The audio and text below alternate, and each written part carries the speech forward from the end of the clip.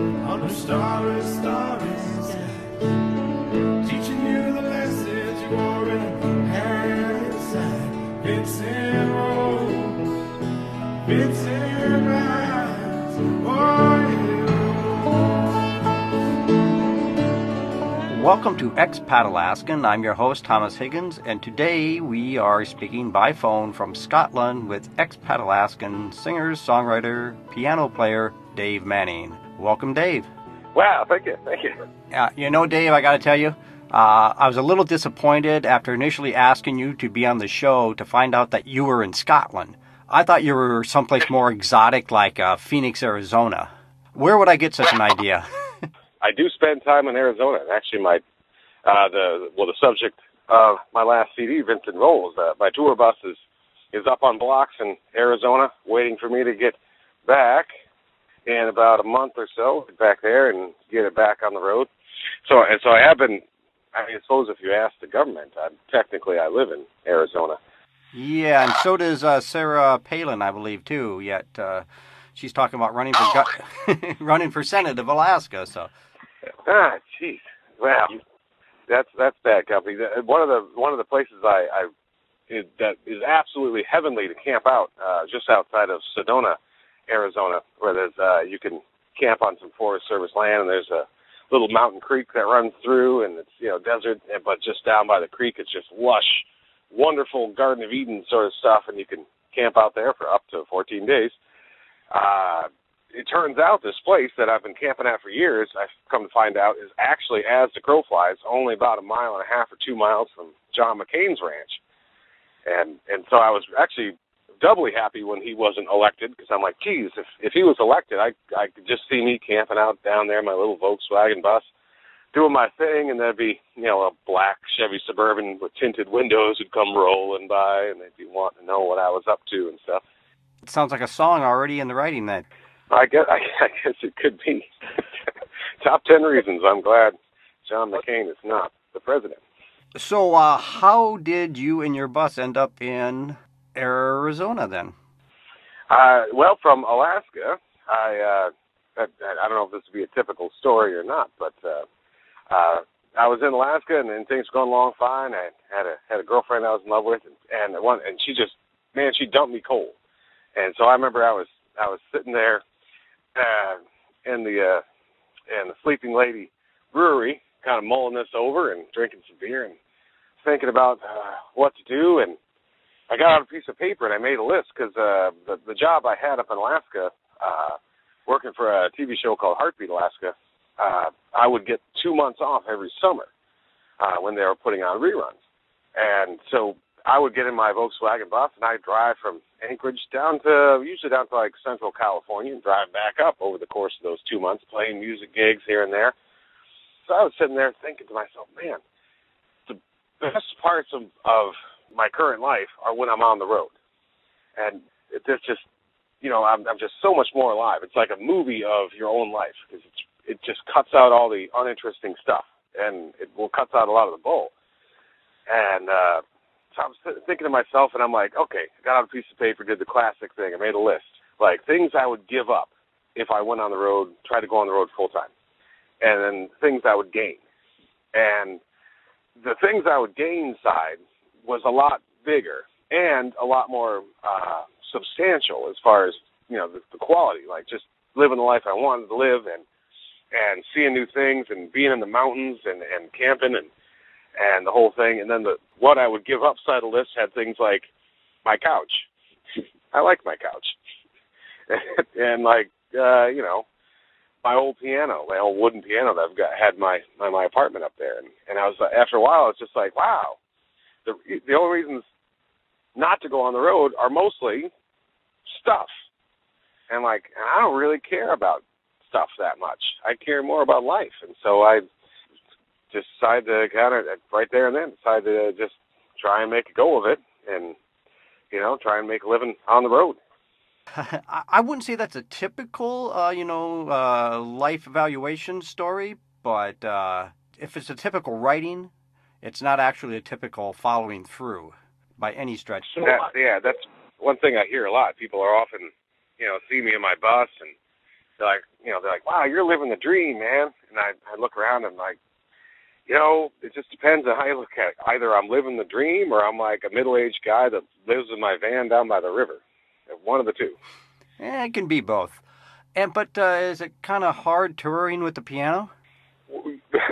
Luckily, they make these plastic ones now that don't weigh quite as much as the wooden ones. And do actually sound pretty good. It's actually, in a way, it's totally fortunate that I'm not trying to do this in 1984 because I wouldn't be able to get a good piano sound out of a lightweight keyboard. When I was still up in Anchorage, I welded together, went down to Second Chance and got some bed frames and bicycle parts and welded together a big roof rack for my bus. And I put all the gear up there, and the roof rack actually also doubles as my balcony. Yeah, arguably it's harder to tour with a piano, a big full-size keyboard as opposed to a guitar, but not that much more. And while we're on the subject of your vehicles, whatever became of the chalkboard Jeep? The Jeep. Well, I put that up for sale. I remember, that's when I was kind of thinking of maybe getting out of state and stuff, and so I put it up for sale, and it was for sale for a while, and finally this guy came over. He was a guy of Hawaiian descent, and he came over and looked at it, and then came over again, I think, with his girlfriend, and she didn't totally disapprove. And he's like, man, I'm gonna tear this thing down. I'm just gonna rebuild it. It's gonna be beautiful. I'm like, great, because that's what it needs. And we made the deal, and then he brought up his guitar and played us this beautiful song on the guitar, and then we signed the paperwork, and off he went. Hopefully the Poetry Jeep's still around somewhere. Yes, the Poetry Jeep, as you referred to it as, was painted with chalkboard paint, thus allowing the graffitiing and poetry writing from chalk that you graciously kept stored in the tool compartment in the front grill, I believe, right? Yeah. I bought an old, just like a mailbox sort of thing, so it would shed the water when it was closed, but you could just leave the chalk in it. Yeah, and I had stenciled, where it says Jeep on the side of the thing. I tried to match the style of that lettering and put stenciled poetry right above it, so it said Poetry Jeep, and then a little sign on the front grill that said chalk. And yeah, it was. I'm telling you, if you have an old car and you're not quite sure what to do, painting it with chalkboard paint is not a bad move, because there are times it would go a week or two and there'd be nothing on it. And sometimes I'd come walking out from picking up my groceries or whatever, and the whole thing would be, beautifully decorated. And then next time it rained, it would be a clean slate again. The cool rain making a clean slate and a fresh start, huh? So when was it that you exited Alaska?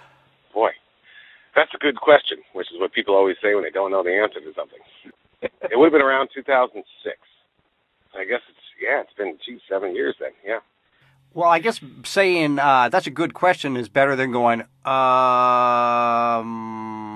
and then answering the question.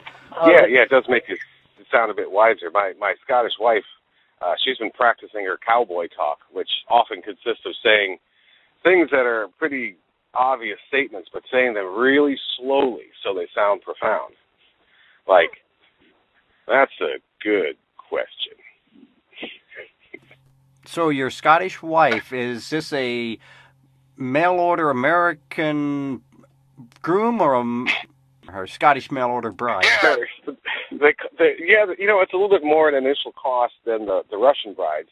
But as far as, quality and, and the warranty you get is a lot better. In the end, it's better value for money. Good to know. So you mentioned the Vincent Rolls earlier and the song of the same title. Let's give a listen to that for a quick break, and we'll be right back.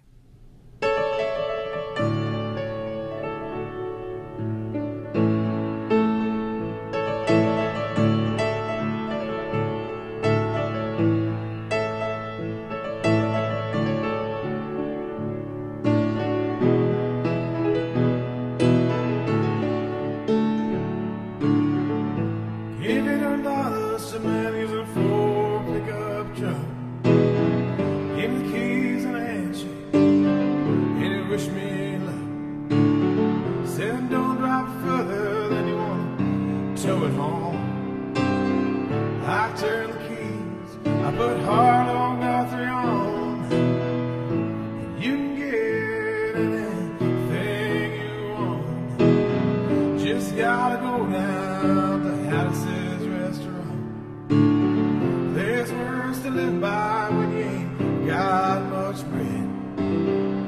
I've turned some wrenches, I've turned some heads in Vincent Rolls. Here Vincent rides down a highway in the dark, under starry skies, teaching you the lessons you already had inside. Vincent Rolls, Vincent rides, oh yeah.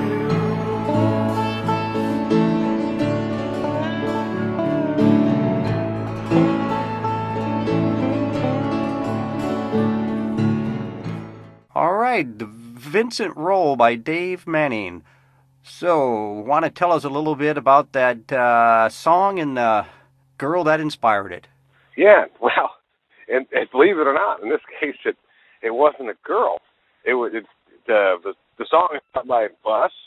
It's an old Volkswagen bus, like the classic hippie kind with the kind of the V shape in the front. It's 1965. And I bought it when I was 17. I was just out of high school. And, you know, even way back then, I knew one of my just favorite things in the world was just to be on the road, go on road trips, and just kind of go and then just enjoy being where you're at. Anyway, I saw an ad, Volkswagen camper van for sale. The guy was asking $1,500. I went and looked at it, and, you know, everything was pretty decent on it, except the motor was really on its last legs. And he let me know that. And as it turned out, the guy that was selling it was the father of one of the other boys in the Boy Scout troop that I had belonged to. And so after a while, we figured out that we kind of knew each other. And so we went to talk about the price. He was asking $1,500, and I thought I was going to be all shrewd and be like, well, I said, will you take $850? And he said, how about $800? And I think the look on my face must have been worth the extra $50. Because I was like, what? He's like, tell you what, you know, I've got $800 in it. Like, you know, you're a friend. Take it for that. And he's like, tell you what, just don't drive it any further than you want to tow it home, because this thing is not really reliable. And so that's where that line comes from in the song. I still have that bus now, so it's been, I guess, 21 years or something? I don't know. So it's on blocks in Arizona awaiting your return. How long do you expect your stay in Scotland to be this time around? This time I think it was around 9 months, which is actually about I think I've done that once before. But, you know, the way things have been going, I've actually met my wife, Mary. I met her at a big arts festival in Nevada called Burning Man. And she was just on holiday, and just from day one, we totally hit it off. And we realized pretty quickly that if we were going to try and continue this relationship, that we just have to get married because, you know, as far as the government is concerned with immigration and all that stuff, like, you got to be married. And so almost exactly a year later from when we met, slightly shy of a year, we got married in the back seat of the bus at a drive-through chapel in Reno, Nevada. What Burning Man did you say you met at? Like what year? I mean, did you say Arizona? No, Burning Man is in the state of Nevada. Why did I think that was still in California? Okay, it's the one I'm thinking about, though. Never mind. Yeah, no, it is not surprising that one would think that, because most of the attendees and especially the people that first started the festival were all out of San Francisco. Matter of fact, the first few Burning Man festivals per se, whatever it's been 25 years ago or something, were actually on Baker Beach in San Francisco. Ah, that's where my mind grasps that from, I guess. Yeah, then they got kicked off the beaches, so they're like, where can we go where no one's going to mess with us? Let's go out to the middle of a dry lake bed, a big salt flat that's arguably one of the most remote places in the lower 48 states, and maybe we could have a big party there and blow up big stuff and no one will bother us. And they were pretty right. And once they did start hassling them out there, they actually kind of really got their act together and started working with, you know, law enforcement and everything else to say, okay, well, what do we need to do to make this happen? So, you know, you're happy, we're happy, everybody has a good time, and hopefully nobody gets killed. And that's the balance they continue to somehow manage to strike. Yeah, I've seen even satellite photographs of that and how they got it all mapped out in a somewhat sane structure for... Yeah, it's actually a brilliant design for a city. Yeah, the Burning Man Department of Public Works does they do a an amazing job of taking a piece of bare, dead flat, dry lake bed and turning it into an urban structure, just awaiting people to come and build the temporary city around their skeleton. Yeah, I can't say enough good things about it. So your wife, Mary, was it? Is it? Yeah, Mary. Yeah. Was she at Burning Man just strictly for Burning Man? Is that the only thing that brought her to the States? Yeah. Yes and no. I mean, pretty much. She had a friend that was living in California, and with that, coincidentally she had met when he was on vacation over here. Anyway, they met up and they became friends and stuff. And he said, you know what, Mary, I know you, and you would love this particular festival. So if you're willing to buy a plane ticket to the States, I'll buy a ticket to the festival, and we're going to go. And she did, and she hung out with him for about one day. Then she met me, and we've been almost inseparable since then. It's been an amazing trip. But the guy in question, whose name was Kelly, he's a great guy too, and totally understood. He was so happy that she came to this festival and met what I believe is still the man of her dreams. Okay, so I have 2 Dave Manning's CDs in my collection, Trailer Park Girl and Vincent Rolls. What else do you got out there? And vinyl, tape, disc, digital? There's probably a few bootlegs drift around. I definitely have some stuff posted up on YouTube. Actually, Vincent Rolls might be the perfect album for the Expat Alaskan show, because half of it was recorded in Alaska, in David Nathanson's parents' basement. He was the bass player in the band. And actually, David Nathanson is still playing around town. You can see he's, last I heard, he was playing bass for H3 and a few other bands in town that he participates in, and is making a living as a musician. So he's still up there, but he was the bass player in the band that we had formed called Neighborhood Conspiracy. Anyway, we recorded in his parents' basement. If you listen to the Vincent Rolls CD, about approximately the first 6 tracks, you notice are with the band. The second 6 tracks are a little bit more pared down, and those were recorded in Reno, Nevada, which was kind of my home base after I left Alaska, and they were actually recorded at a place called Sierra Arts, an arts kind of cooperative gallery sort of place that had a nice piano in it. And so, yeah, that might be the perfect expat CD, because half recorded in Alaska, half recorded in Reno, Nevada. But the exciting thing is that I'm actually got a collection of songs together that is, ready to be a new album, and that's what I'm gonna get going this summer. And where is that going to happen? Well, it's going to happen over here in Scotland. It's kind of a crazy story. There's, I'm obviously living over here half the year and touring in the States half the year. I've of course gotten to know several of the musicians that are around here in Aberdeen, and I wound up going out to a friend of a friend's place. They were having a big party, and got to know the people who lived out there. And what this place is, it's called Castle Meow. Not Castle Meow, as I initially thought, but Castle Meow with an N. There used to be, the band's actually still around, a band called the Old Blind Dogs. They don't tour as much as they used to, but within the genre of traditional / contemporary Scottish music, they were world famous. They would tour the States, every year they would tour the States, and pretty much any city I mention, the friend who I'm leading up to, Johnny Hardy's like, oh yeah, I remember when I was there. We stayed in this one hotel and blah, blah, starts telling a story. Anyway, he lives in this amazing country house. It's probably a 10-room house. The house was built, I forget what he said. I want to say the house was built around the year 1600. It's a very old house. And the house used to actually just be the servants' quarters for Castle Meow, which was owned by the Forbes family that you might have heard of back in the day, hundreds of years ago. And as it turns out, somewhere in the 1930s, this would have been Scottish relations, went to Monaco and was so caught up in the gambling that he actually gambled away the castle.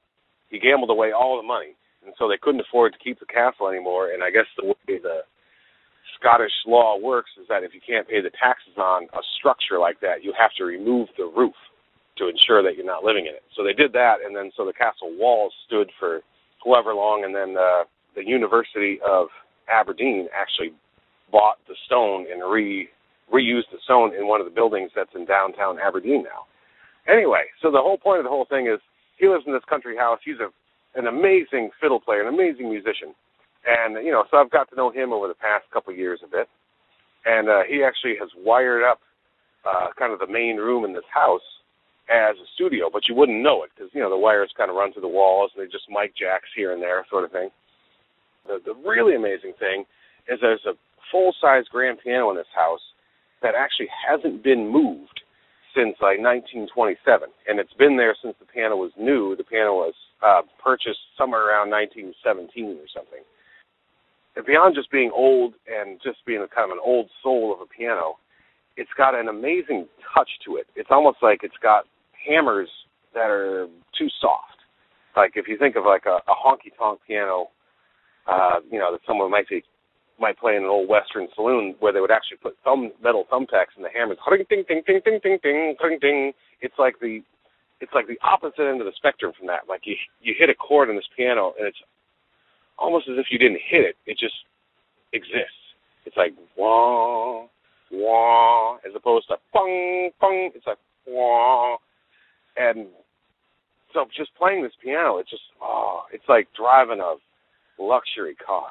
It's an amazing thing, and pretty much as soon as I played that piano, I was like, this is where I need to make my CD. I don't know how the hell I could ever make this happen, but this is where I should make another album. It's just the perfect place and the perfect piano. I hear quite a bit of different production differences between Trailer Park Girl and Vincent Rolls, mostly in the fact that Trailer Park Girl is fairly exclusively your voice and the piano, while Vincent Rolls has a lot more, I'm guessing, additional musicians for that? Or what made the difference between those two styles? Well, you are exactly right. What made the difference was just where I was in my life, and to an extent, the same thing with the album that I'm working on now. But what it came down to was when I recorded Mobile Home Girl, when I was out playing gigs, generally I was playing either as a solo or with another great Alaskan expat, Robin Green, who's moved back down to Portland now. If you listen to Mobile Home Girl, that's pretty much what I sounded like if I was playing live then. And by the time I recorded Vincent Rolls, most of the gigs I was playing, or a lot of them, I was playing with what was set up as a blues band. And so I, wrote songs. Some of the songs are kind of tailored to that idea. Like, hey, this is a blues band sort of song. I'm going to write this sort of thing, and we're going to make it happen. And with the album I'm working on now, the situation, I'm most typically playing solo. Sometimes I play as a duo, just with a accompanying guitarist sort of thing. But I'm just like, boy, this piano is just so mellow, and so I think this is just the perfect piano to be like, I like to picture, like sort of just like, bar room at closing time, or like the hotel lobby that happens to have a piano, and it's 1 a.m. and there's one or two people sitting around with the bottoms of their glasses of whiskey or martini or something, and just that sort of like mellow, lonely, almost ethereal sort of sound. I'm like, boy, that's where I'm at right now. That's what I'm gonna try and make happen right now. Your little talk there at the end there made me think about a moment I walked onto the stage at the Performing Arts Center here in Anchorage. I was coming in just as a wrap-up. I wasn't involved in the show any other way, and this guy comes out and starts playing the piano, and everybody's working around this guy playing the piano in the middle of this strike, and I didn't understand. I'm like, well, Lauren Miller's right there, and she's not saying anything. It's not my place to say anything, so we're working around, and then finally we have to ask him to move, and at that moment when he stopped playing the piano, and it was playing beautifully, I realized that it was completely dead silent in the room. Even though everybody's working with this reverence of, they didn't want to disturb the player. I didn't realize it until later on that it was Chick Corea, who had played that night, had came back and was basically serenading the roadies as we struck the place. Yeah, that's great to geez, one, that's great to hear because he must be a cool guy, and it always, kind of brightens my heart when you hear about people that are famous and have made it, as it were, but they're still genuine, nice people. And number two, it also makes me happy that he must not be burned out. He must have got done with the show, I would think, and been like, geez, you know what? I was thinking about these ideas, and I wanted to fuss with him on it. And he just enjoys playing, so he just went back and was happy to play some more. It wasn't jaded, I guess. Mm-hmm. That's a great story. I'm glad to hear that. Okay, well, we're going to take another musical break here. Anything particular you'd have us hear up here in Alaska? Well, I think what we could do is maybe play one of the tracks today when we did some kind of test recordings up at the studio up at Castle Meow. So why don't we hear a little bit from a track that I don't necessarily have a name for it, to tell you the truth. And actually on my Kickstarter project where I'm trying to raise money for the printing of the album and all the other stuff that goes along with it, one of the things that people can pledge is that, I forget what the dollar amount is, but if they're willing to pledge that much, they can decide on the name of one of the songs. And this would be one of the ones because I don't have a great name for it. The working name is Oh Christ. But it is a song that I wrote about Abraham Lincoln, Gandhi, Martin Luther King Jr., and John Lennon. And it happened after I was listening to a news item. And this news item, they were interviewing a very conservative Christian about the upcoming election and which conservative candidate he might vote for, et cetera. And what he said that stuck with me was, well, none of the candidates are Jesus, but I'm sure we'll find someone to vote for. And so I was thinking, well, what if Jesus ran for office? I don't think he'd get very far, And so I was thinking about people that have made a significant difference in our world and how many of them were killed for it. So I wrote this song.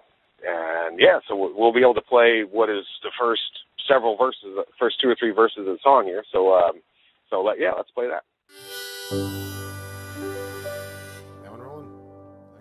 Okay, well, here we go with what is the working title of Oh Christ by Dave Manning on his upcoming CD being produced in Scotland.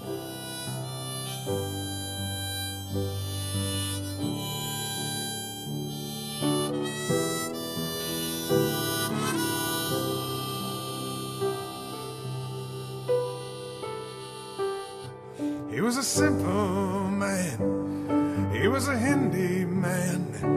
He believed India should be free. And with peaceful ways, he struggled all his days just to free his homeland. But for what he said, he took a piece of land. Well, a man of peace was gunned down again. Oh, Christ, please don't come back. They'll just kill you again, and your killers will be to be your own Christians.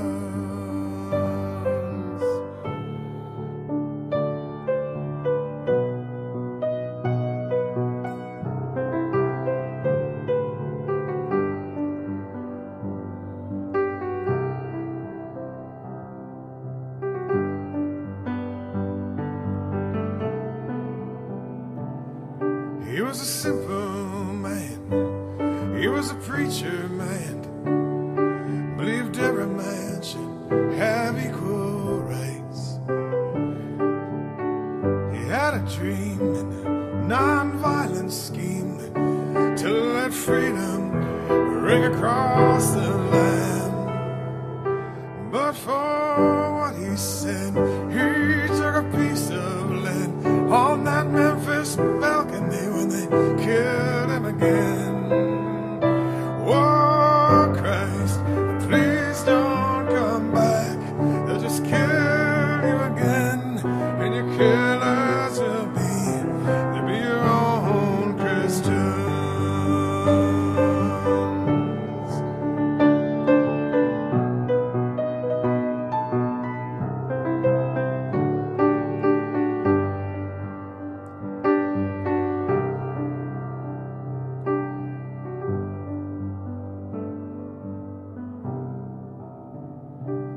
He was a simple man. He was a British man. He imagined every man living in peace. All we need is love. And there's no heaven above.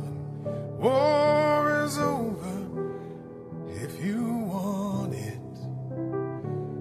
But for what he said, he took a piece of land. That night in Central Park, they killed him again. Oh, Christ, please don't come back.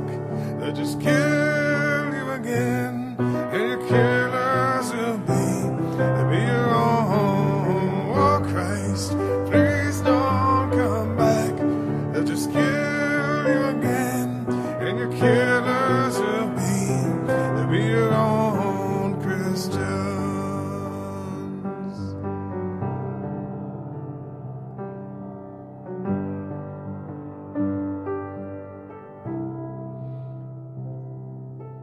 Oh, Christ, please don't come back. They'll just kill you again, and your killers will be your own Christians.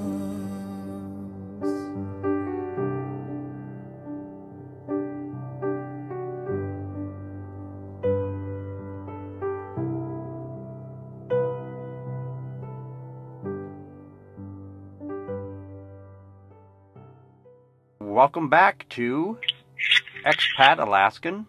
I'm your host, Thomas Higgins, and today we are speaking by phone from Scotland with Expat Alaskan singer-songwriter, piano player, Dave Manning. And we just got done listening to a song that is under the working title of Oh Christ.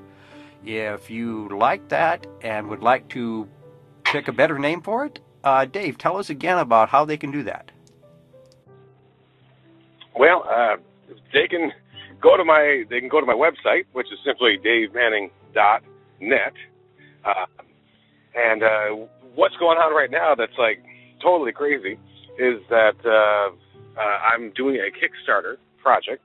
If you haven't heard of Kickstarter, what it is, it's a group of young folks in New York City that set up this website where folks like myself that are like, boy, I've got an artistic project of some sort, whether it's a movie or a album or whatever, and I've got this whole vision of what this thing could be, but I don't have the funds to do it in the way that I want to do it.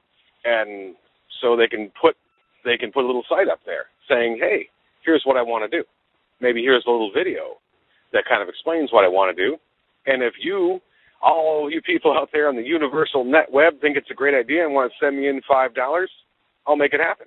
It's almost like a public broadcasting sort of fundraiser sort of thing. But to go along with that, if, for instance, on mine, I think if you contribute $20 or $21, then I will send you a copy of the CD when it's done. If you contribute $25, I forget what the levels are. Don't quote me on this, but if it's a little bit more than that, I'll send you an autographed CD with whatever you might want written on it, sort of thing. All the way up to I forget what the dollar level amount is, but it's somewhere over $100 if you want to name one of the songs. And I think for a couple hundred, somewhere in there, you can name the whole album. Subject to if you want to name the album Dave Manning Absolutely Sucks, please don't ever buy this album. Well, then maybe I won't take your money because maybe that's not the best thing. But I'm sure whoever might want to contribute that much money at that level would want to work with me and come up with a good name for the album. So there's a few songs that are written for the album that don't have names yet, per se. They have a working name, like the one we just heard. And so it's like, that's a great way for people to feel like they're, getting a little something back for some money. They're really part of the project sort of thing. And that's the idea. Like, I don't want this to be, Dave Manning says this, and Dave Manning is, some pie in the sky up on the white pedestal sort of artiste.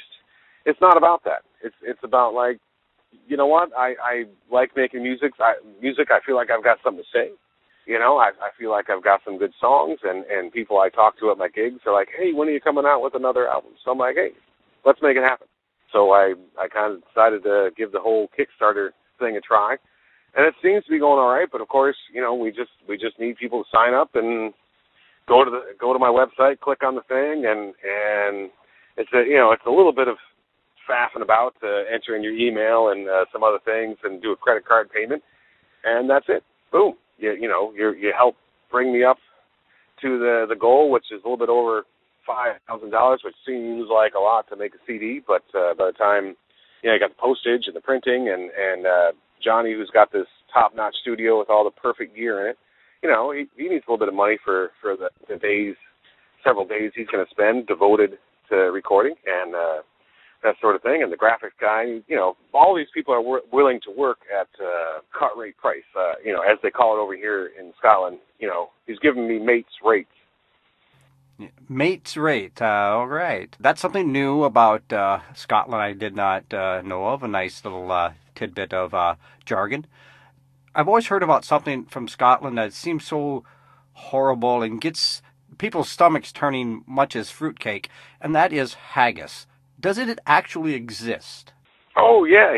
Actually, at the very house where we're going to record the album, this fancy country house that's up in the Highlands, Johnny's wife invited a bunch of us up to have a Robbie Burns supper. And Robbie Burns, as you may or may not know, was one of the more famous poets to come out of Scotland. I want to say he was probably around in the 1800s. I think most people refer to him as Robert Burns, but yeah. Yes, well, here it's often Robbie Burns. But it's almost like a kind of a Thanksgiving sort of tradition here that would happen in I believe it's March. And, folks get together, maybe recite some poetry. And haggis, in a lot of Scottish dishes, this is why you don't see Scottish restaurants. This is why you don't see, English restaurants, when you're walking down the street. You see Chinese, Italian, maybe French restaurants. You ever see an English restaurant? No, not really. And especially Scottish, because a lot of the foods that are associated with Scotland are foods that are, this is how we can take the worst cuts of meat or the worst of stuff and actually make it taste pretty good. So haggis essentially was like the parts of the sheep they couldn't sell, stuffed into the sheep's stomach with oatmeal and some other and spices and stuff, and essentially kind of made into a big round sausage. You cook it in the oven like that inside the stomach and cut it open, and it's I don't even know how to describe it, but it's kind of like a ground up meat, sausage, all kinds of spices sort of experience. Yeah, there it is. So haggis does exist, yes. I couldn't help but notice there's a lot of songs about drinking. Why is that? Mostly because I enjoy drinking. Next question. But here's a song. The reason I bring that up is sort of a segue into this next song here, which isn't about drinking, but it's a song that makes me want to drink, and that is the Iraq song. So here it is, the Iraq song from Dave Manning's Vincent Rolls. Well, it was hard that morning. It was right between the eyes. As I went to work that morning, where the towers fell from the sky. Yeah, the towers fell from the sky.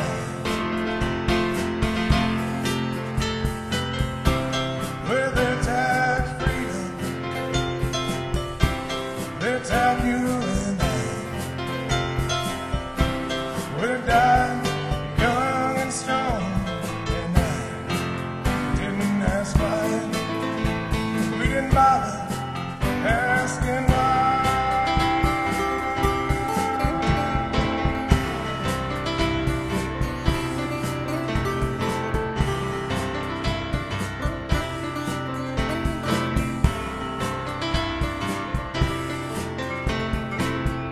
2 days later, he enlisted,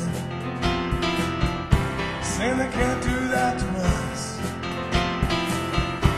He rode down Fort Bragg in the back of a Greyhound bus, saying don't mess with the U.S., don't mess with us.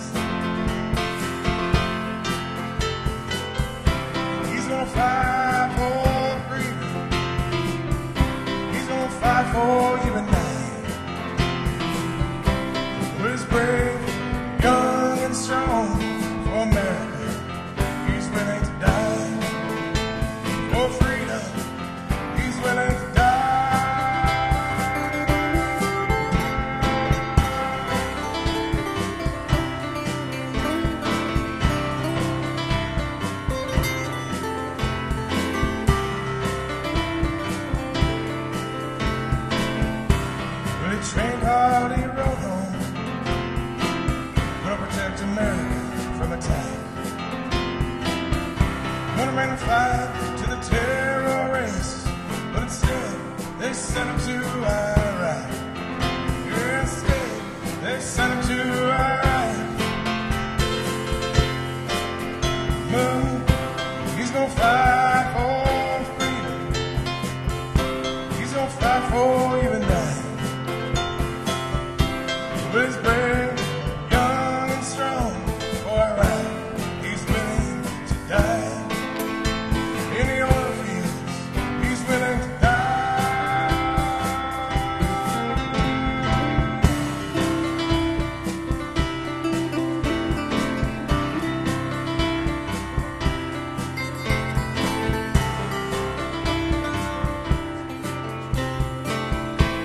He was there for one day in a convoy rolling down the road, laughing, smoking cigarettes when the pipeline did explode. We died by the side of the road. Tell me you died for freedom. Say died for you and I. We died young and strong. Yeah, I don't know why. Why did you die?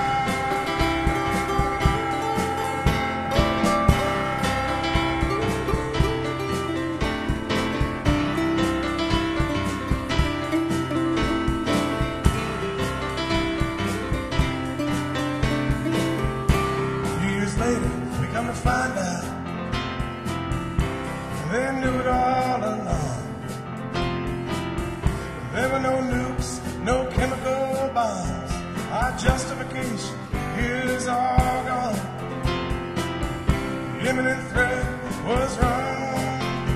Iraq was no threat all along. So he didn't die for freedom. He didn't die for you and I. We died young and strong, and they say it was all a lie. They're telling me you died for life. Died for life. We died for life. Iraq was alive. Nuclear bombs, they were alive. Chemical bombs, they were alive. Really died for life.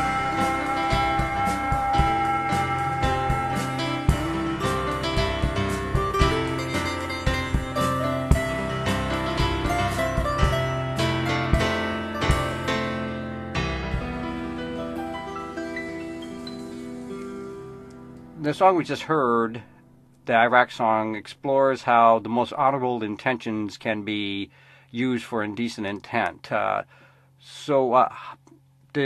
were you at post 9/11? Did you, I mean, is that song kind of looking at you as well as this possibly fictitious? I'm not sure if he's a real individual that you speak of, but definitely speaks to quite a few people in America, I'm sure. Yeah, well, I was up in Anchorage on 9/11. I was working for Channel 11 News at the time, and my phone rang in my little apartment there in Spenard about 3 or 4 hours before I was supposed to be at work, and they're like, "Hey, you got to get in as soon as you can." I was like, "Yeah, what?" And because it was just one of my coworkers, somebody I see every day, I'm like, "Oh, you're just pulling my leg. Get out of here." And then they called back and like, "Dave, no, we need you to get in right now." And anyway, so that was the day. And at the time, I was hosting open mic every Tuesday at the Organic Oasis. And I remember it was either that day or it was some shortly after that we were hosting the open mic, and it was a lot of catharsis going on in the songs and stuff. And that particular song, the Iraq song, I wrote kind of in reaction to a lot of the country songs that were coming out at the time. They were all just like, patriotism, guns blazing sort of thing. And I was like, they're missing the mark.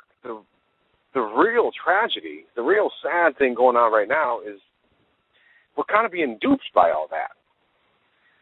And that's the real tragedy. And the character in the song is fictitious, but hopefully does speak. Actually, I know the character in that song speaks for a number of people. Because one of the most rewarding things is, as an artist, that I've ever had happen was I played that song at a festival one time, and I was walking off the stage after my set, and two guys were standing there flanking the steps of the stage, and and they introduced themselves. We talked a bit, and one of them was a Vietnam vet, and one of them was an Iraq war vet, and they both said to me, and it kind of chokes me up to think about it. They both like, Dave, you're right. You were right. And I was like, thanks, Seeing it still going on where the government is still using good people's intentions for their own purposes, kind of what point I was making about it makes me want to drink, because it just doesn't seem to change no matter how much a lot of us are out there fighting against it. So. Yeah, it's an uphill battle, and I'm sure you and many other people struggle between like I want to fight for my country, and not in the patriotic flag waving, guns blazing for the army sort of way, but they want to fight for the idea of having America, which is this big country where people are mostly free to do what they want to do, and we try to live by a high code of ethics, which is that we don't throw people in jail without giving them a fair hearing, a fair day in court, and we don't violate people's right to privacy and all these other things, and we don't go out and go bombing and shooting up other people unless it's in self-defense. Like, what happened to all this? Like, this is a high moral code that I would like to think for a while. I mean, of course, we've always had problems. If you look back in history, like real history, not the sugar-coated history that we get in high school. But if you look back, it's never been perfect. But I think that we are slipping to like a new low in our morals, and it's of course clad in the cross and clad in the flag, and it's just really sad. It breaks my heart. Now, where do we go from here? I think this would be the perfect opportunity for you to give a shout out for your friend that works at the NSA. Yeah. Well, I think before we were on the radio, we were getting the wires set up. Yeah, we kind of jokingly mentioned the NSA might be listening to this phone call, and I do actually have one of my best friends in high school, Chris. He went into the Army just out of high school, and this would have been whatever it was, 21 years ago or something. And he was originally trained up as he was a Humvee mechanic at first, and then he learned a few different foreign languages and became an interrogator. And currently he's in Maryland working for the NSA. And I'll actually tell you the honest truth now that probably within a year or two he's going to be able to retire. Friggin' sitting pretty.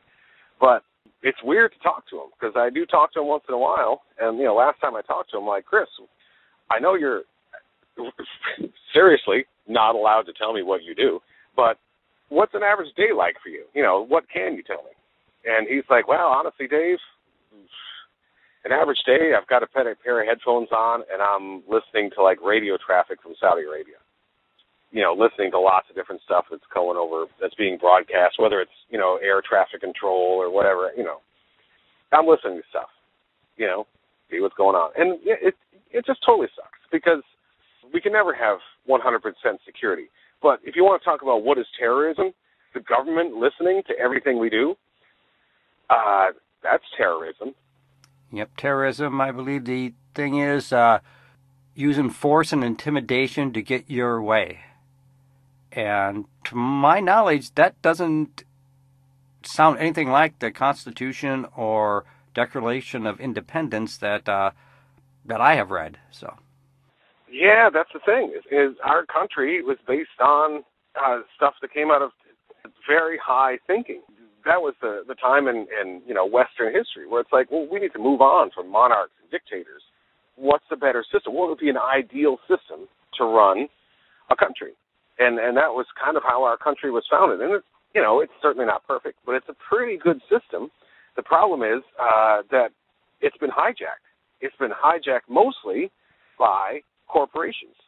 And it's unfortunate because it's written in their own law. It's like a feedback loop, because corporations, by law, have to do everything they can to maximize profits for their shareholders. That's the law. And so all these things that they do that are insidious and evil and stuff, it's like, well, if I could change one thing in the world, it'd be like, let me put one sentence into corporate law, which is that corporations have to maximize profits for their shareholders and be good for society. Could you imagine being able to sue a corporation because they weren't doing enough good for society? That would be great. And there's that one line. Let's pull out that line about maximizing profits for their shareholders and put in the line about doing good for society. Once you get to be a big company, if you're making over this many million a year, okay, you need to have a staff devoted to what are we doing to make society better. Why don't we live in that world? Yeah, corporations only exist by the decree of the government. So that can easily be changed.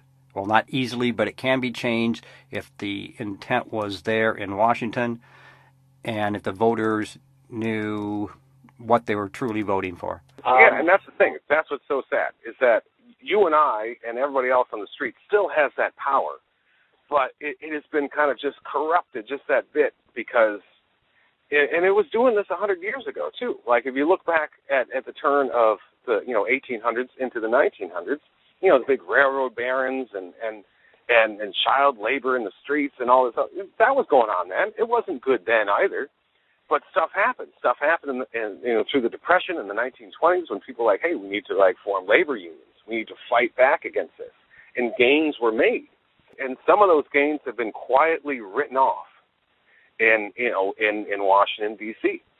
And the whole financial crash was largely because one of the things that came out of the Depression was banks. One of the laws was banks were not allowed to use their general, like you and me, savings that we walk into the bank and put our money in the bank. They weren't allowed to use that money to speculate. They kind of got rid of that law right around the turn of, the year 2000. That I forget, whose watch it was under, but it doesn't matter. They kind of got rid of that law. Ooh. And then, of course, this big bubble happened. Everything's worth a lot of money because all this money's going around. And there are a lot of people on the inside that knew that this is a charade. And it's going to come down sometime, but hopefully we can just keep on passing the buck so we're not holding too much when it all comes crashing down. And that's exactly what happened. And that's happened in a number of other ways, too. I don't know why we're talking about politics so much, but it's just sad. Like, we're losing, you and I, the people on the street, have lost a lot of our control of this country, and we have, silently seen it go over to effectively just really rich people. And what's even more sad, we've seen it go over to just corporate entities, which aren't even people. They're just companies. Like, what's the point? Yeah, I believe if my bill terminology is correct, it's the Glass-Steagall Act that was shredded in order to do a lot of that damage. And it was, yes, it's operated by both what they call the left and the right in America. But that's a story for another day. Well, let's get into some real serious subject matter and play you a song about a friend of yours, I believe from Nebraska, was it? What song you lead into? Weird Al Yankovic. Oh, yeah. Well, I'm actually not sure, like, where he's from, but the song is about a friend of mine, a coworker of mine at another. Before I worked at Channel 11 News there in Anchorage. I worked for a little TV station, literally in a cornfield in Nebraska. I was coworkers at the station. We hung out a lot. My friend Matt, boy, we hadn't seen much of him for a while. It turns out that he had a girlfriend he was just madly in love with, and she just one day, out of the blue, just dumped him cold, broke his heart. So he mostly just kind of moped around his apartment for about a month. And shortly after that, he was, kind of starting, I'm going to get out of my shell a little bit. And he went down to the Holiday Inn, Kearney, Nebraska, that had a bar, Nebraska's only tiki bar. He was hanging out, and one of his favorite local bands was playing. So he's cool. I'm just going to go down there and enjoy the music. And he's down there. It's a small town, man. His ex-girlfriend comes in the bar. And he's like, man. He's like, that's cool. It's cool. I'm going to ignore her. I'm just going to focus on the band. I'm going to drink my tequila. I'm going to have a good night. And then... The following is a true story. See, I had this friend down in the state of Nebraska. He was going out with this girl, and she dumped him like a bad habit. Broke his heart. So about a month later, he's sitting in a local bar, just trying to drown his sorrows in a little beer and stuff like that, and she walked in. And he was dealing with that all right, but then by a strange coincidence, Weird Al Yankovic was playing a show in town that very same night. And after the show, we came into that very same bar. Well, the short of it is that he sat there at that bar stool and he watched his ex-girlfriend leave the bar with Weird Al Yankovic. And I said, man, you know, if that happened to me, I wouldn't tell nobody about it. But if I did, I'd want them to write a really good country song about it, because I tell you what, it just don't get no lower. So Matt, this is for you. Well, I went down to the local bar, see my favorite band on the stage. Weird Al was in town, he dropped by, and Lord, he was all the rage. Well, the people gathered around there buying drinks, playing with his curly hair. I think one girl even had him autograph her silky red underwear. The worst night of my life, think so far as I'm nothing that I saw her. She's walking out the door with Weird Al Yankovic leaving me by the bar. And I know she ain't my girl no more, and I know I shouldn't care.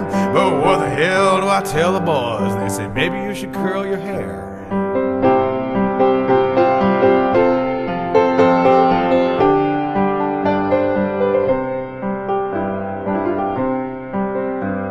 Well, I loved her that summer, and she loved me, but then something went wrong. She left me about a month before, didn't seem like very long. Well, I sat there just sipping my beer, and she came walking by. Next thing I knew, they was whooping it up, he had his hand up on her thigh. The worst night of my life, think so far as I'm nothing that I saw her. She's walking out the door with a Weird Al Yankovic leaving me by the bar. And I know she ain't my girl no more, and I know she ain't do me wrong. But what the hell do I tell the boys? And they say maybe you could write a parody song.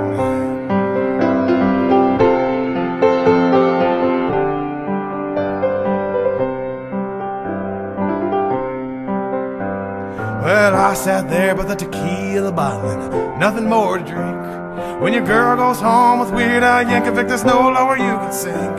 Some people said they were doing it, some people said they ain't. Either way, I'm all washed up, I'd laugh, but I can't. The worst night of my life, think so far as I'm nothing that I saw her. Walking out the door with a Weird Al Yankovic leaving me by the bar. And I know she ain't my girl no more, she really was white trash. But what the hell do I tell the boys? And they say maybe you could try growing a mustache.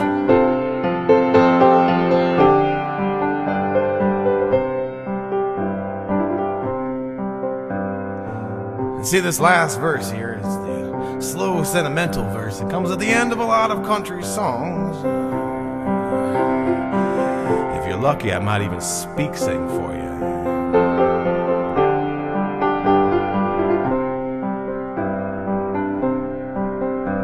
Well, I see her now and then, she's hanging around town at the honky-tonks and bars. Now here sometimes she flies around to party with the stars. Well, I'll never forgive her for what she done, and I'll probably never have a date. I just sit at the bar with my big-ass beer and go home and masturbate. The worst night of my life, I think so far, as I'm nothing that I saw her. Walking out the door with a Weird Al Yankovic leaving me by the bar. And I know she ain't my girl no more, and it's not like she was my first. But if she's giving Weird Al Hummers, man, it just don't get much worse.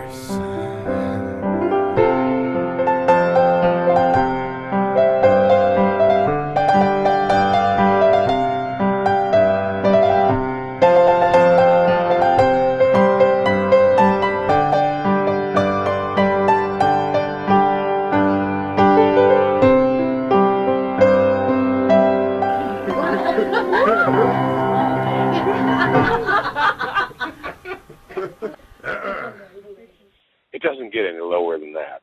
And so, if you're going to write a country song about lower than low, it's going to be about that. And so I wrote him the song, and I'm glad to say that about a couple weeks later, I was like, hey, Matt, I wrote you this song. I played it for him on my piano in my living room, and he's like, yeah, that's really great, Dave. You're right. That's a good song. 5, 4, 3, 2, 1. You're listening to 106.1 LP KONR, Out North Art House Radio.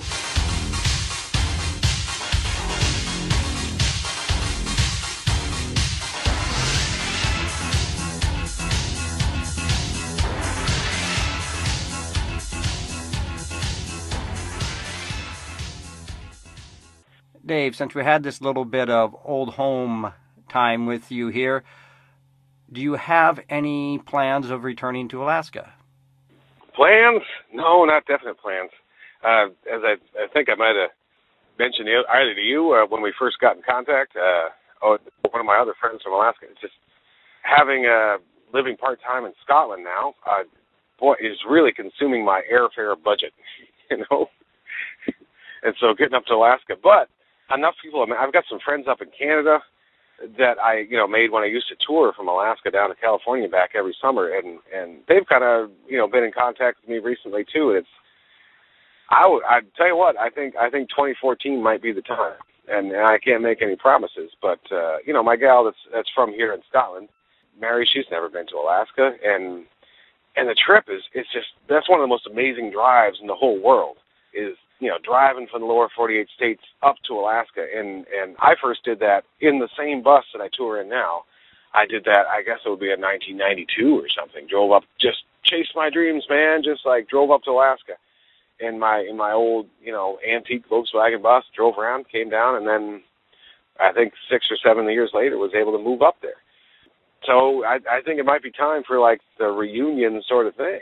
And maybe not. It's certainly not going to be this summer, but maybe next summer that could be the thing. So let's drive Vincent back up north.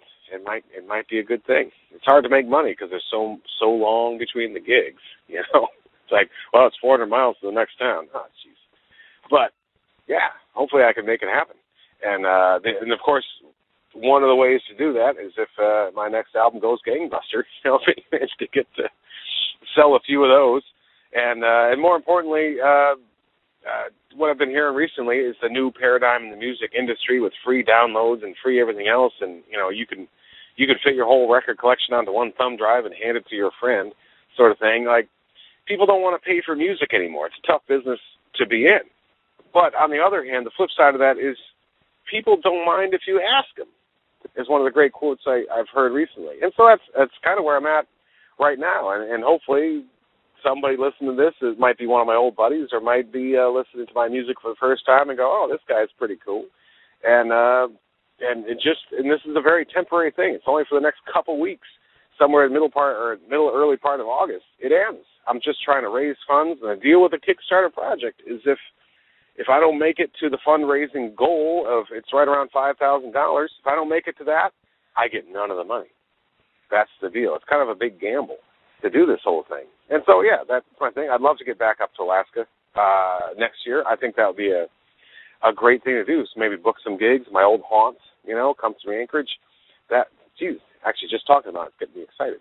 But where things are at right now is, if you're hearing this, check out DaveManning.net. And Manning is spelled just like it sounds, spelled just like the quarterback, and just like the guy that leaked a lot of the bad things our government was doing, Bradley Manning. Anyway, same spelling, Manning, DaveManning.net. And you go to there, give me $5 for my new album. That will really help out. I'd really appreciate that. And it's only going on. You got to do it within the next 1 or 2 weeks. So that's where I'm at right now. I'd love to get back up there in 2014. An epic. It'd be epic, as they say here. An epic vacation, epic tour, drive to Alaska. Okay, so like I posted out on my Facebook page when I heard about this was, if you'd buy Dave a drink, since he's not here, get online and buy him a virtual drink in the form of aiding him on this quest on the Kickstarter. Yeah, definitely appreciate that. And the easy way, DaveManning.net. My web guy's been real good about making it easy. Just go there and it's a credit card rigmarole. It'll take you 5 or 10 minutes and watch the video. The video's freaking great. It turned out pretty cool. It's like, it's all about living a simple life. That's all I'm trying to do is live out of my van. And when I'm over in Scotland, my wife is by herself. She built a one-room cabin on some acreage that her parents own. And so I live out of a bus when I'm in the States, and when I'm over here, I live out of a cabin that's scarcely bigger than a bus. And for me, it's all about that. It's like I try to make some music, try to give people a good feeling in their heart, and give them art, give them an emotional reaction, and bring that to them. And I try to live my life in a pretty simple way. All right. Well, so we are out of here. And in closing, in closing, we're gonna send Alaska here and our KONR listeners off with your song, 69 Alcoholic Drinks. So, all right. So I don't think that's legal to play on air, but it no, the copy I got had it pretty well beeped out, so we should be good. That's right. I remember that. I did actually beep out all the words, and I just used the beeps off of a regular telephone to do it, almost in protest of the fact that you can't use those words.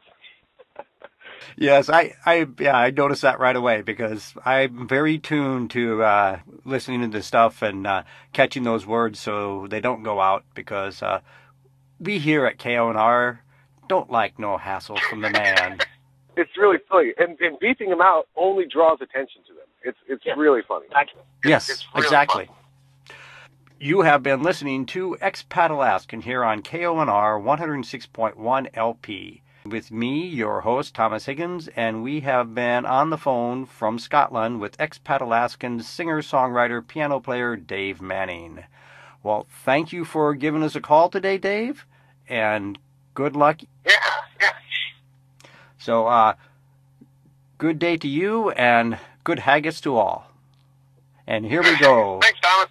And here we go with 69 alcoholic drinks to wash down that haggis.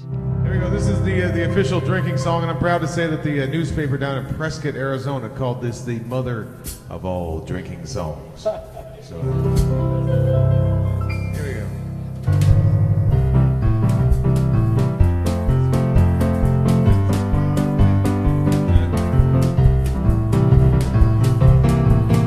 Well, last night I headed downtown to the head of the Whiskey Road. I met 3 wise men, Jim, Jack, and Cuervo.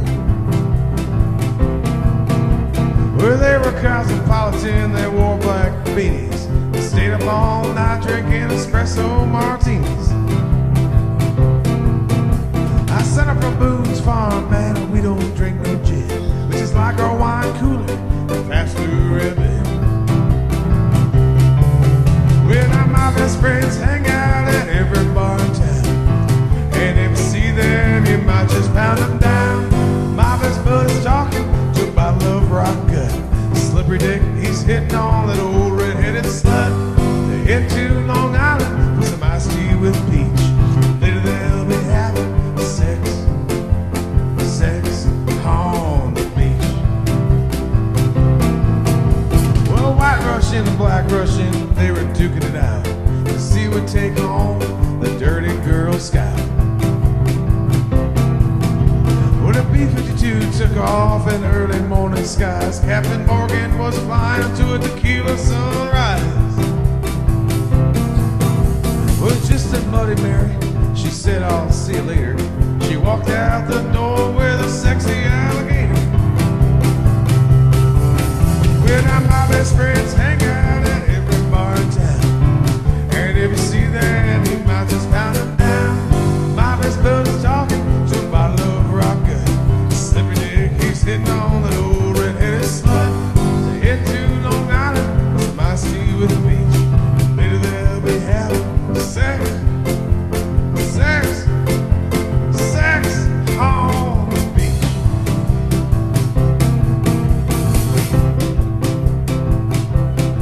There we go.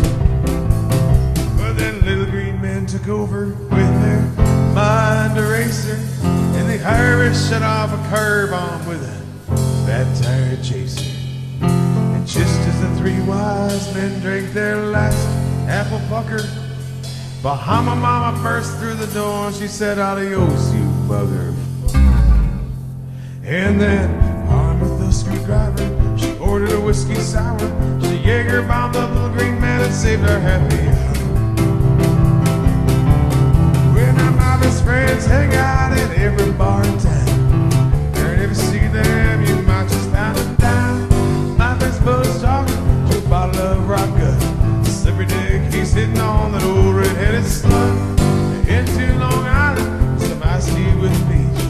Later they'll be having sex. Sex. Sex. I wanted the song to sell, so I put sex in it. Sex on the beach. Alright, here comes the last verse. I promise. Well, two sweet tarts walked in. Both had purple ears. One let out a duck fart and ordered up some shooters. Well, one had a slip nipple, the other one a fuzzy navel. I jumped up like a grasshopper and I hit it for their table.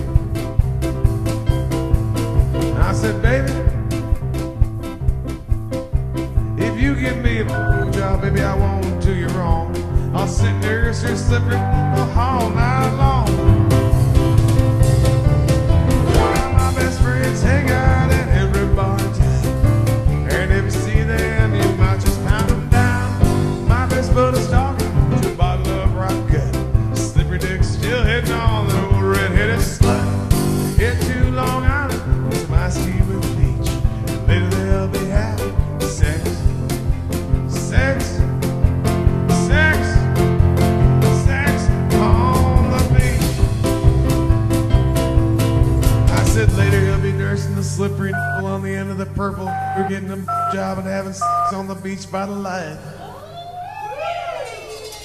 of a tequila sunrise.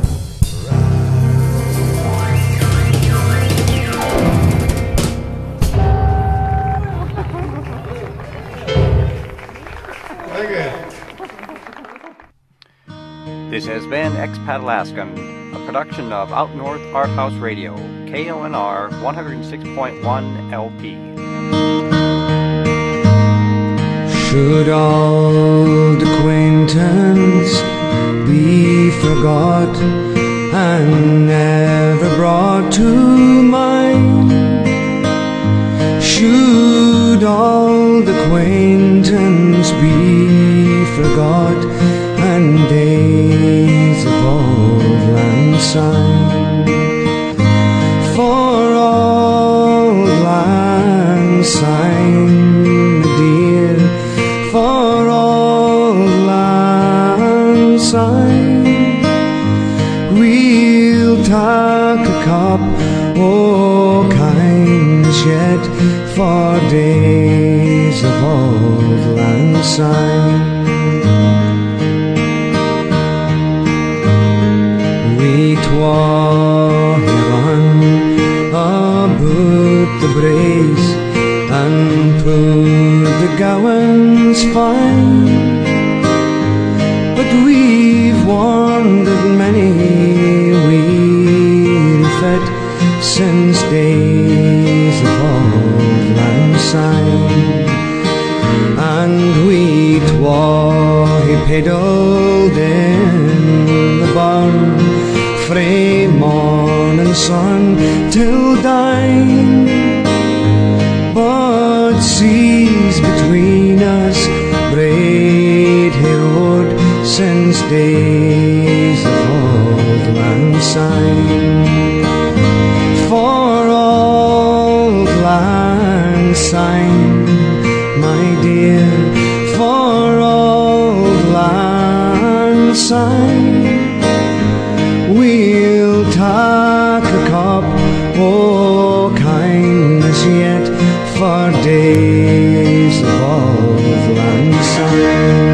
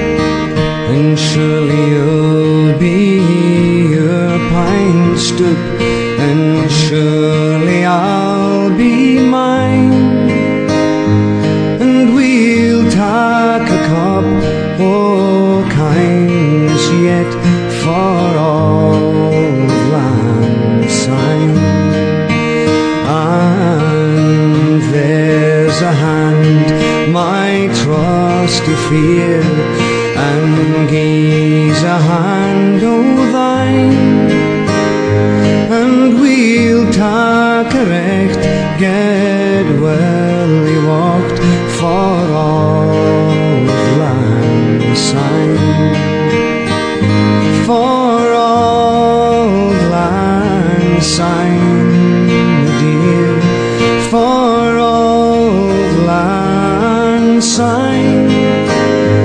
We'll tak a cup o' kindness yet for auld lang syne, for auld lang syne, my dear, for auld lang syne.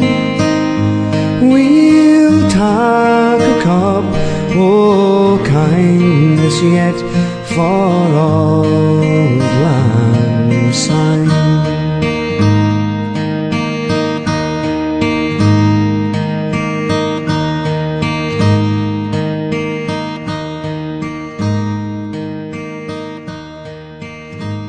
Robbie Burns.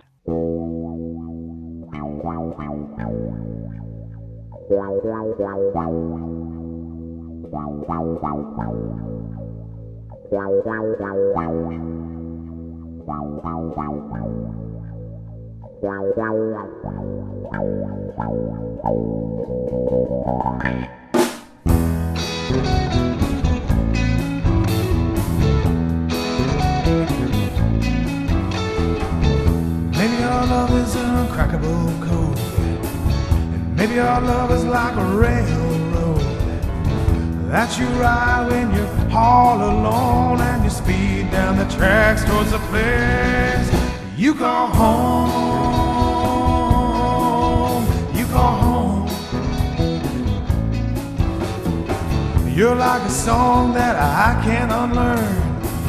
Driving your truck, you make every head turn. Wanna sleep with you tonight with the sheets upturned. When it's so quiet, darling, you can hear a cigarette burn,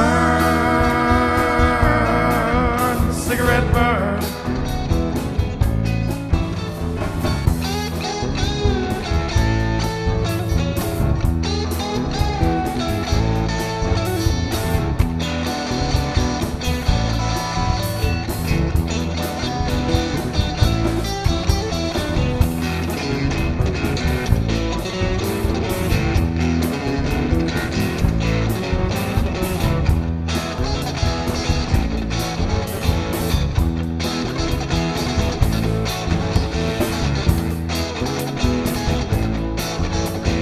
Kissing in a truck construction zone, calling you at midnight, ball pay phone. How many weeks till we come back home, and how many nights can I make it all alone? Whiskey sour, Jack and Coke, running real hard at the end of your rope. Driving through the desert on a hot summer night, hearing Don McLean, Starry, Starry Night, where your heart's a can. I'm just kicking it, one down the road. Where your red wine, darling, it just makes me want to explode. Well, I'm dancing barefoot to a bluegrass band with a do-side door window kicking up a sand. Take your partner swinging by the hand, driving 10,000 miles in a V-dub van where your heart's a can. I'm just kicking it, one down the road. Where your red wine, darling, it just makes me want to explode. Well, I'm pulling into Reno just before dawn. I'm checking in a hotel, doing no wrong. Nickel slots with a girl named Dawn, waking up every morning with a rock hard on. Your heart's a can. I'm just kicking it, one down the road. Where your red wine, darling, it just makes me want to explode.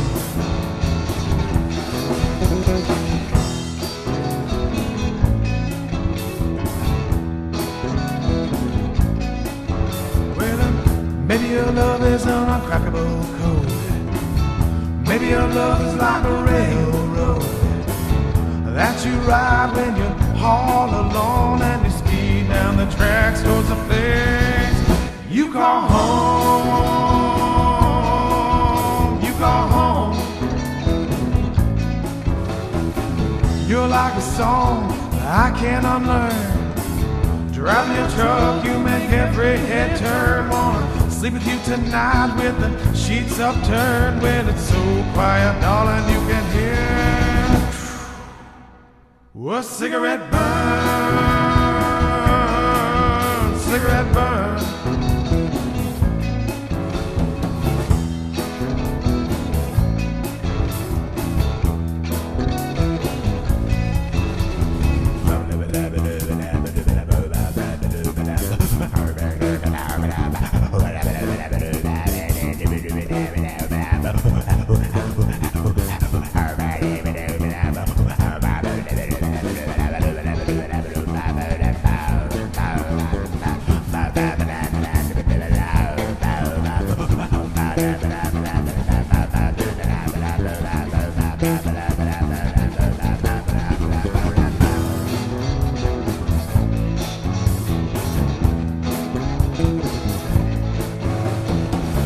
Maybe your love is an uncrackable code. Maybe your love is like a railroad that you ride when you're all alone, and you speed down the tracks towards a place you call home. You call home. You're like a song that I can't unlearn. Driving your truck, you make every head turn. Wanna sleep with you tonight with the sheets upturned. When it's so quiet, darling, you can hear a cigarette burn, cigarette burn.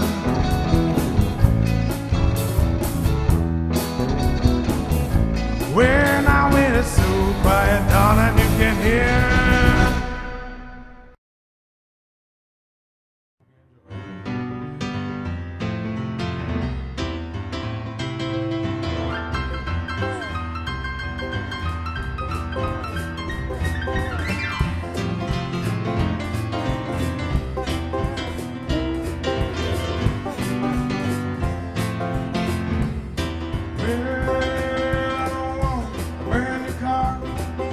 Smoking on a big cigar.